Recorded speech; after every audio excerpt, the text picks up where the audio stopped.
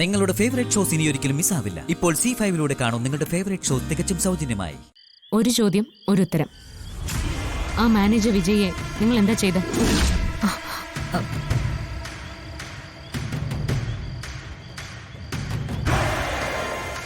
ഏത് മാനേജർ?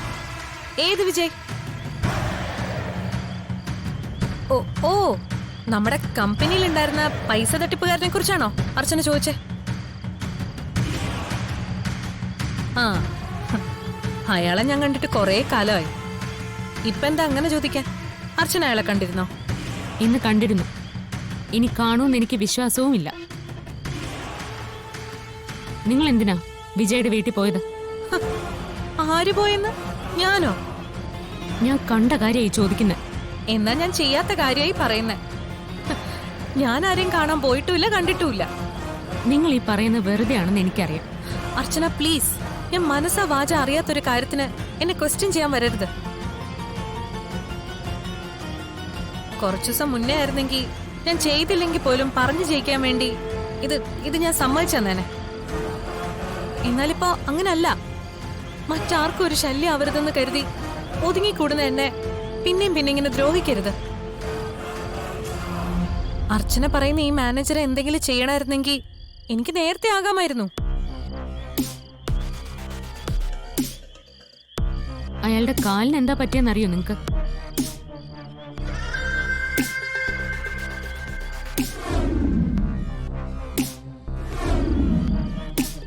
അറിയാം.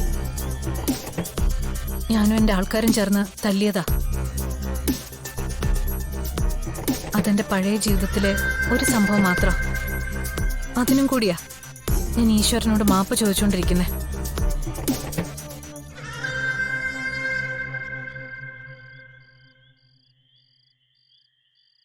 ഞാൻ പറഞ്ഞില്ലേ, അതൊന്നും ഞാൻ ഓർക്കാൻ ഇഷ്ടപ്പെടാത്ത കാര്യങ്ങളാ. അതുകൊണ്ട് അവന്തിയുടെ ഭൂതകാലത്തെ പറ്റി ഒരു സംസാരം വേണ്ട നമുക്ക്. മാനേജർ വിജയുടെ മിസ്സിങ്ങിന് പിന്നിൽ നിങ്ങളാണെന്നുള്ള ഉറച്ച വിശ്വാസം എനിക്കുണ്ട്. നല്ല പിള്ള ചമയുമ്പോഴും അവന്തിക പഴയ അവന്തിക തന്നെയെന്ന് എനിക്ക് മനസ്സിലാവുന്നുണ്ട്. ഇപ്പൊ നിങ്ങൾ എടുത്തെണിഞ്ഞിരിക്കുന്ന ഈ ചെന്നായയുടെ ആട്ടിൻതോലണിഞ്ഞ വേഷം ഊരി വെപ്പിക്കുന്നുണ്ട് ഞാൻ.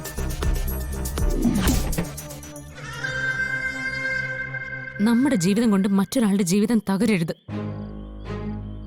അങ്ങനെ തകർക്കാൻ ഇറങ്ങിയ നമുക്ക് ജീവിക്കാനുള്ള അർഹതയില്ല. എന്താ, അങ്ങനെയല്ലേ?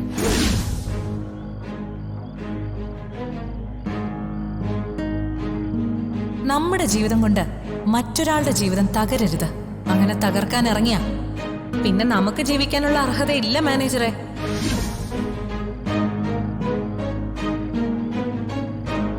അങ്ങനെയാണ്.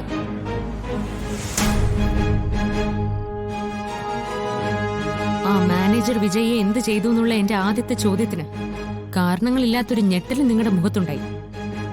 ആ ഞെട്ടലിൽ ഞാൻ ഉദ്ദേശിക്കുന്ന അർത്ഥമാണെങ്കിൽ അവന്തിക കമ്പിയഴി എണ്ണം കാത്തിരുന്നു.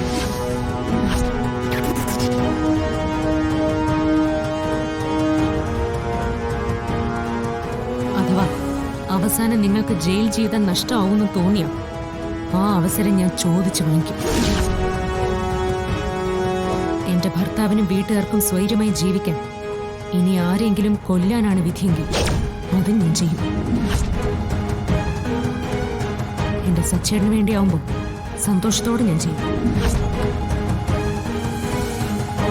നിങ്ങളുടെ വാക്ക് കടമെടുത്ത് ഞാൻ പറയാം, നിന്നെ ഞാൻ കൊല്ലും.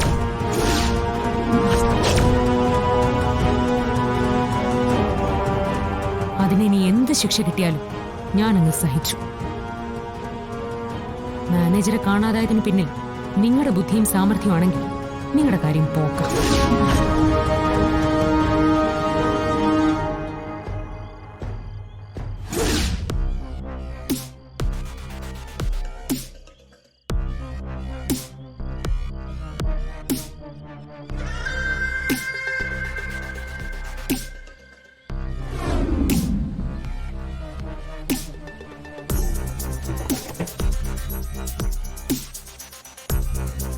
അർച്ചനയ്ക്ക് അങ്ങനൊരു ചിന്ത വേണ്ട. എല്ലാം വിധിയല്ലേ? അല്ല ഡോക്ടർ, ഞാൻ ആ മനുഷ്യനെ കൊലയ്ക്ക് കൊടുത്ത പോലെ ആയില്ലേ. ഞാൻ അയാളെ കാണാൻ പോയില്ലായിരുന്നെങ്കിൽ അയാൾക്ക് ഇങ്ങനെയൊന്നും സംഭവിക്കില്ലായിരുന്നു. ഇങ്ങനെ വരുന്ന നമ്മളാരെങ്കിലും കരുതിയതാണോ? ഞാൻ കരുതണമായിരുന്നു. ഞാനിപ്പോൾ ആ വീട്ടിൽ നിന്നാണ് വരുന്നത്. വിജയുടെ കരഞ്ഞു തളർന്ന മക്കളോട് എന്താ പറയേണ്ടതെന്ന് എനിക്കറിയില്ല. വിജയ് ജീവനോടെ ഉണ്ടോ മരിച്ചോ എന്ന് പോലും അവർക്കാർക്കും അറിയില്ല. അതാണ് പ്രശ്നം. അവന്തിക അയാളെ കൊന്നോ അതോ തട്ടിക്കൊണ്ടുപോയി എവിടെയെങ്കിലും പാർപ്പിച്ചിരിക്കുകയാണോ എന്ന് നമുക്കറിയാത്ത സ്ഥിതിക്ക് നമ്മൾ എന്തെങ്കിലും എടുത്തുചാട്ടം നടത്തിയ അയാൾ ജീവനോടെ ഉണ്ടെങ്കിൽ അയാളുടെ ജീവൻ ആപത്താവും. ഈ പറയുന്നതൊന്നും അല്ലാതെ ഒന്നിനും തെളിവില്ലല്ലോ. തെളിവുണ്ടെങ്കിലോ?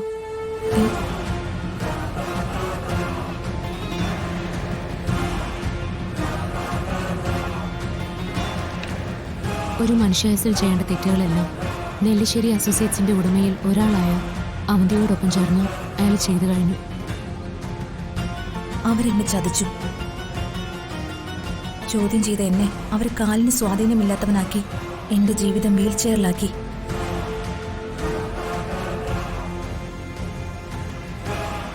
അയാൾക്കറിയാമായിരുന്നു ഇനി ഒരു തവണ കൂടി അയാൾ അവന്തിയേക്ക് നേരെ വിരൽ ചൂണ്ടിയ അയാളുടെ ജീവൻ അവന്തിയെ എടുക്കുമെന്ന്. അങ്ങനൊരു സാഹചര്യം ഉണ്ടായാൽ എന്റെ മരണത്തിന് ഉത്തരവാദി നെല്ലിശ്ശേരിയിലെ അവന്തിക മാത്രമായിരിക്കും. ഇതിന്റെ മരണമൊഴിയെ സ്വീകരിച്ച് നിയമ നടപടിയെടുക്കണം എന്ന് വിജയ് മാധവൻ. വിജയ്ക്ക് എന്തെങ്കിലും സംഭവിച്ചാൽ നെല്ലിശ്ശേരി വീട്ടിലെ ആരെങ്കിലും ഏൽപ്പിക്കാൻ വിജയ് എഴുതി മക്കളെ ഏൽപ്പിച്ചിരുന്നതായത്. ഇനി ഒന്നും ആലോചിക്കാനല്ല അർച്ചന. എത്രയും പെട്ടെന്ന് ഈ ഡയറി പോലീസ് സ്റ്റേഷനെ ഏൽപ്പിക്കണം. നമുക്ക് ഒരു കാര്യം ഉണ്ടാവാൻ പോകുന്നില്ല.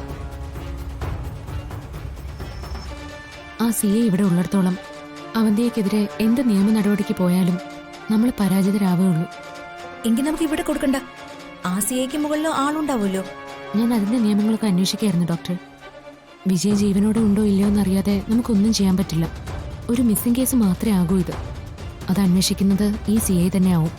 പിന്നെ പറയണ്ടല്ലോ, ഈ ഡയറി അടക്കമുള്ള തെളിവുകൾ അയാൾ നശിപ്പിക്കും. അയാളെ കാണാതായതിൻ്റെ അന്ന് ഞാനിവിടെ പോയതിൻ്റെ തെളിവുകൾ അവരുണ്ടാക്കി വാദി പ്രതിയായി എന്നെ കുരുക്കും അവര്. പിന്നിപ്പോ എന്താ ചെയ്യണ്ടേ? അവന്തിക്കെതിരെ എന്തെങ്കിലും ചെയ്യണമെങ്കിൽ അവന്തിക നെല്ലിശ്ശേരിയിൽ ഉണ്ടാവാൻ പാടില്ല. അതിനൊരിക്കലെല്ലാം അച്ഛനോട് പറയാൻ തുനിഞ്ഞിറങ്ങിയതുപോലെ ഒരിക്കൽ കൂടി ഇറങ്ങണം. എങ്കിൽ അർച്ചന ഇപ്പൊ തന്നെ അത് ചെയ്യുന്നതാ നല്ലത്. ഇനി സമയം കൊടുത്താ അവളത് ഏതൊക്കെ രീതിയിൽ മുതലെടുക്കുമെന്ന് അറിയില്ല. അതെ, ഇപ്പൊ ഞാൻ പോകുന്നത് അച്ഛനടുത്തേക്കാ. എല്ലാം പറയണം എനിക്ക്. അവന്തിയൊക്കെയുള്ള ആദ്യ ശിക്ഷ നെല്ലിശ്ശേരിയിൽ നിന്നാവട്ടെ. എന്നിട്ട് മതി നിയമം കൊടുക്കുന്ന ശിക്ഷ. അങ്ങനെ ഒരു മിസ്സിംഗ് കേസിലോ അതുപോലുള്ള ചെറിയ കേസുകളിലോ അല്ല അവന്തിയൊക്കെയുള്ള ശിക്ഷ നടപ്പാക്കേണ്ടത്. ചെയ്തു കൂട്ടിയതിനെല്ലാം കൂടി ഒരുമിച്ചാ. എപ്പോഴത്തേം പോലെ ഇനി രക്ഷപ്പെടില്ല. രണ്ടിലൊന്ന് അറിഞ്ഞിട്ട് ഇനി കാണാം. ഡൗൺലോഡ് ചെയ്യൂ C5 ആപ്പ്. കാണൂ എല്ലാ എപ്പിസോഡുകളും സൗജന്യമായി.